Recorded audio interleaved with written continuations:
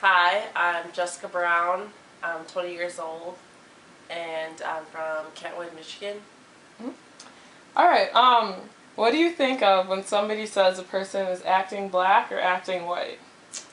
Um, well, I get very offended when someone says I'm acting black or I'm acting white because I don't think there's a such thing as acting white or black. I think it's you're speaking proper English or non-proper English is what I've always been told since I've been growing up, because I've always had that problem of I'm talking white because of the area that I was brought up in. But I think it's just the difference of using correct grammar and non-correct grammar when it all comes down to it, because there's no such thing as black and white acting.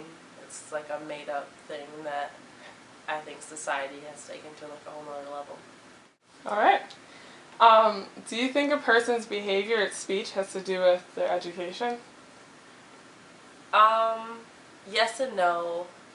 Yes, because if you're not if you're not fortunate to get the proper education that some other kids might have been able to get, I think it can hinder you a little bit, but not anywhere where it's such a big deal.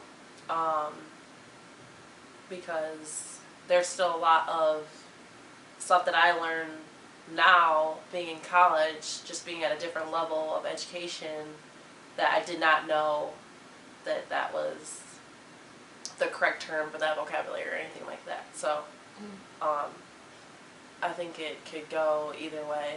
I mean, I think it has a lot to do with parents, because that's who you learn from, and so that's where it starts. Alright.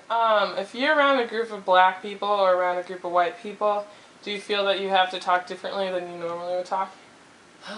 No, because no, I've struggled with this because my dad's side of the family is more black, and they embrace the black culture more than my mom's side of the family, and both sides make fun of me for both of it. So I think I just talk how I've always talked and do what's comfortable.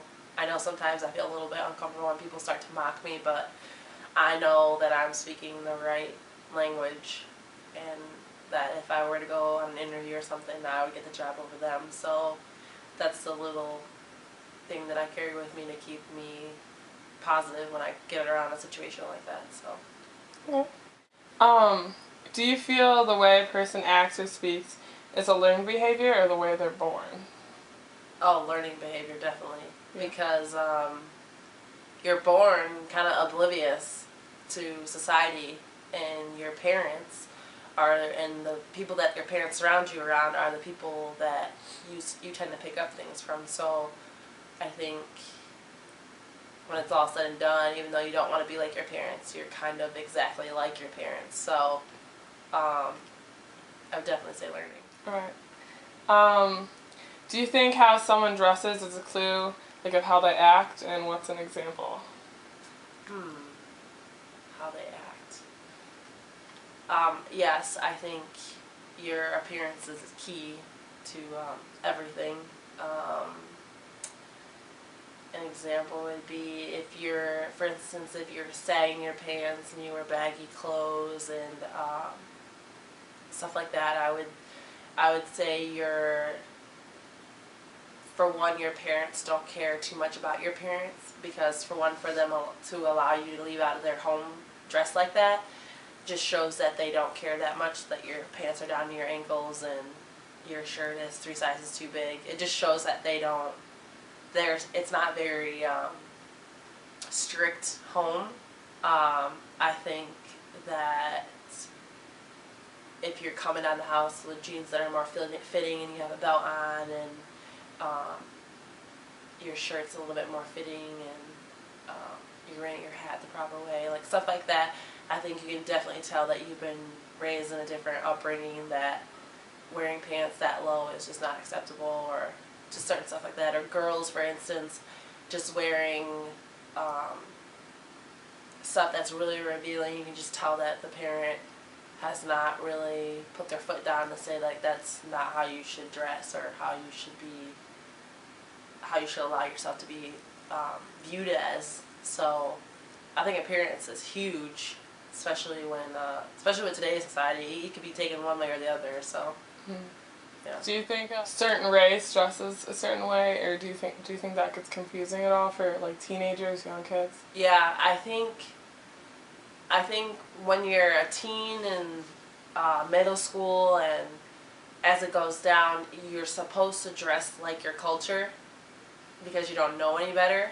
But I think when it's all said and done, I think it, like I said, it goes back to the parents. Like how, if your parents are that way, then you're gonna dress that way. Because if you see your dad wearing his pants down to his ankles and a shirt 3 sizes too big, then the kid's gonna want to do just like the dad. So I think it goes back to that. But then it also goes back to the dad following the lifestyle of the black culture. I think it's not really the racing. I think there's just so many styles today that if you're not one of the top 2 styles, then you're not really looked at as anything.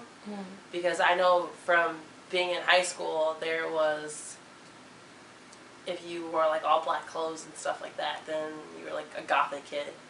And if you wore like all the athletic gear and like all that stuff, then you were more of the like athletic type and you were probably on a sports team. And then if you had the preppy clothes and then the girls that had all the rich clothes and all that kind of stuff, I think that for a kid it's huge that the parents just teach them like the correct style, which your pants are worn at your waist, you have a shirt that fits you, and girls, you're not wearing stuff that you can see your butt hanging out or your boobs hanging out. It's all like stuff that you would want your children to be perceived as if they went out into like a public place. So, yeah.